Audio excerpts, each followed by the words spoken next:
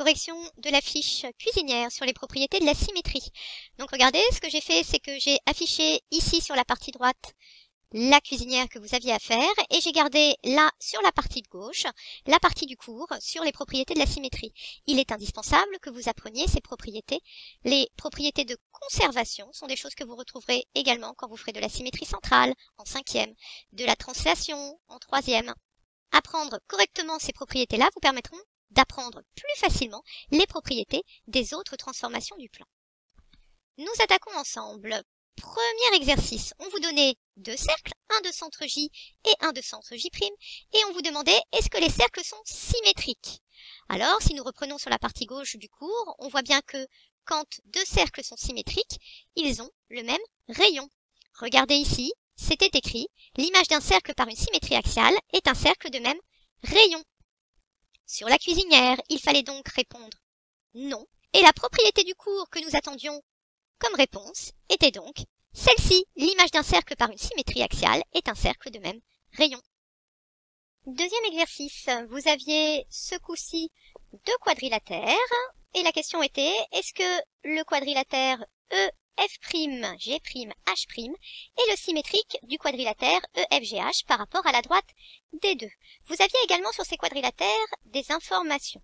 Alors on peut voir qu'il y a 6 cm à gauche, 6 cm à droite, 3,4 cm à gauche, 3,4 cm à droite, 50 degrés à gauche, 50 degrés à droite, mais 5 cm à gauche et 5,5 cm à droite. Si les deux figures étaient symétriques, il faudrait qu'elles se superposent. Pour se superposer, il faut que nous ayons les mêmes longueurs. Vous aviez d'ailleurs dans le cours une propriété. La symétrie axiale conserve les longueurs. Ici, les deux quadrilatères ne sont pas symétriques et la propriété que nous attendions était donc la symétrie axiale conserve les longueurs. Exercice numéro 3, ce coup-ci, on vous disait que les deux rectangles dessinés étaient bien symétriques par rapport à D3. La question était la suivante, quelle est la longueur du segment HG? Le segment HG ici sur ma figure de gauche et là en haut, il correspond au segment H'G' de l'autre côté. Comme le segment H'G' mesure 7 cm, la longueur du segment HG est ici de 7. Pourquoi? Parce que la symétrie axiale conserve les longueurs. On vous demandait dans la question petit b quelle est l'aire du quadrilatère H'G', J', H'. L'aire du quadrilatère de droite est la même aire que le rectangle de gauche. C'est ce que nous avions vu ici. La symétrie axiale conserve les périmètres et surtout les aires. L'aire de ce rectangle est donc de 21 cm². Et la propriété qu'on attendait ici est la symétrie axiale conserve les aires. Dernière question, on vous demandait combien mesure le segment H'I'. C'était une question ici de calcul. Pour avoir une aire de 21 cm² avec la longueur de 7 cm, il faut que la largeur mesure 3. Question 4, on vous disait que pôle et nord, POLE et NORD sont symétriques par rapport à la droite D. Quelle est la nature de l'angle OND? Je sais que le quadrilatère de gauche est un carré. Comme c'est un carré, il a en particulier 4 angles droits.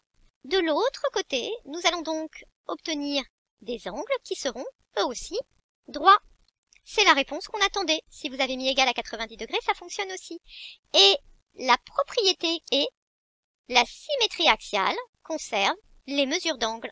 Question suivante. Comme les deux quadrilatères sont symétriques et que la symétrie axiale conserve les périmètres, nous allons tout simplement calculer le périmètre du carré de gauche et obtenir ainsi le périmètre du carré de droite. Je prends ma calculatrice. Nous avons un côté qui mesure 2,7 cm. En le multipliant par 4, j'obtiens 10,8. Le périmètre de nord est donc 10,8. Correction de l'exercice 5 sur la symétrie axiale. On vous demandait de construire le symétrique de plusieurs figures par rapport à un axe, sachant que vous aviez du papier quadrillé. C'est un exercice où généralement la première question a été bien réussie, mais les deux autres non. Comme je n'ai pas la possibilité sur cuisinière de corriger vos figures, j'ai fait une vidéo pour mieux vous expliquer. Pour le premier exercice, c'est quelque chose que vous avez d'ailleurs déjà fait en primaire. Il se trouve que l'axe est justement pile poil sur une ligne. Ce qui fait que vous pouvez déjà anticiper la manière dont le papier va se plier et comprendre où sont les différents symétriques. Vous avez donc pris votre stylo et tout simplement, soyons honnêtes, comptez les carreaux pour trouver où étaient les symétriques de chaque figure. Pour mon losange, je suis à un carreau au-dessus de la ligne pour celui-ci, je serai un carreau en dessous. Je me décale et je compte 1, 2, 3, 4, 1, 2, 3, 4. Ici. De la même façon, le troisième sommet du losange sera là et le dernier est ici. Vous obtenez donc facilement l'image du losange. J'obtiens bien une figure qui est symétrique à celle du haut et si je plie, mes deux figures se superposent exactement. De la même façon, je vais faire l'image du carré. J'obtiens ici une figure rouge qui est le symétrique du carré de départ. Et si je plie, les deux figures se superposent. Correction du deuxième exercice. Cet exercice était plus difficile puisque l'axe de symétrie ici ne correspond pas à une des lignes de votre quadrillage. Il va falloir donc bien réfléchir pour trouver le symétrique. Nous savons que il y a dans la symétrie axiale une histoire de perpendiculaire. Je prends donc mon équerre. Je vais tracer la perpendiculaire à la droite D passant par mon premier sommet. Je la prolonge de l'autre côté. Et en utilisant la diagonale d'un carreau, je vois ici que mon premier sommet sera juste là. De la même façon, toujours avec mon équerre, je peux tracer une perpendiculaire à la droite, passant par ce sommet-là, et la prolonger de l'autre côté. Je vois ici que j'ai 1, 2 diagonales plus la moitié d'une. Je fais la moitié, 1, 2, le deuxième sommet est ici. Vous aviez la chance d'avoir une droite qui était pile poil la diagonale d'un carreau. Donc en fait ici on pouvait simplement s'en sortir en comptant les diagonales. Je passe du coup à ce sommet-là. Regardez, il est ici. On compte une diagonale, une demi-diagonale, une demi-diagonale, une diagonale. Le prochain sommet est ici. Et pour ce sommet-là, 1, 2, 3, 4, 5. 1, 2, 3, 4, 5. Le sommet est ici. Je relis.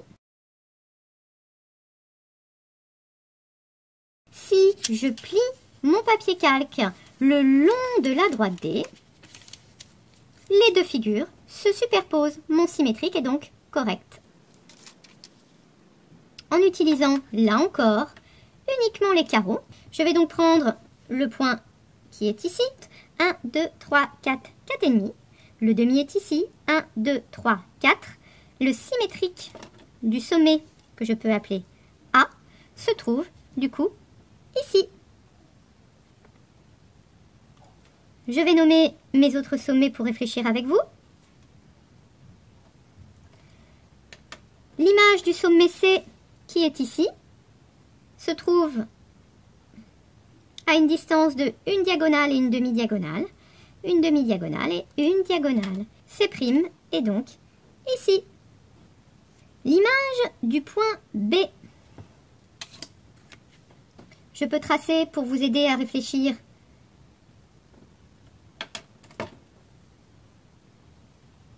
le futur segment BB', que j'obtiens grâce au quadrillage. Et ensuite, je compte une diagonale, deux diagonales, trois diagonales. De l'autre côté, 1, 2, 3 diagonales. L'image de B est ici et elle s'appelle B'. Résumons, nous avons A', nous avons B', nous avons C', il nous manque D'. Il se trouve que le point D appartient à l'axe et que du coup, l'image du point D est exactement au même endroit que le point D lui-même. D et D' sont confondus. Je vais donc pouvoir ici prendre ma règle et tracer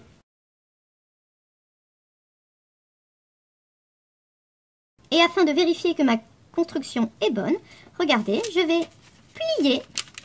Et quand on plie le long de la droite D, la figure grise et la figure verte se superposent